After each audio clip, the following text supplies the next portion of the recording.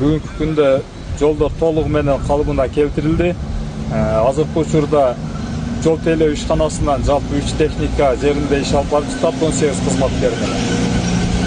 Ошондой эле серлик эсептетилет электр мамычалары жабыркаган болчу.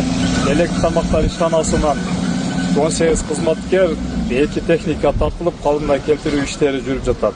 Ал эми өзгөчө кырдаалдар министрлигинин кадам жарыяндык көзү курамы тарабынан 10 кызматкер тартылган жеринде кошумча тактоо иштерин жүргүздү. Турак үйлөр, социалдык объектилер жабыркаган эмес.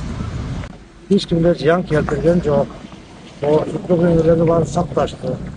Bütçeştin balları, bardığı, içki organların tüzümleri bardığı kelip katışıp, yerden zırhalaga keltirilgen yok.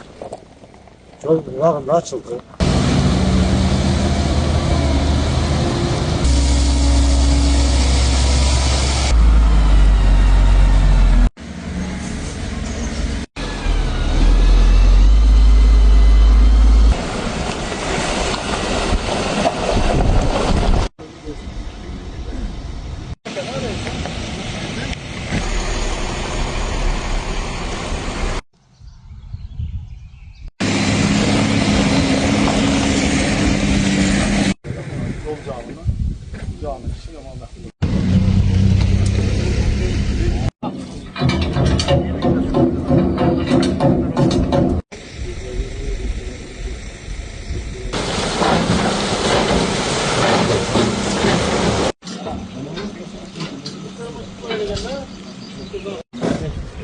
Bunu taklandı.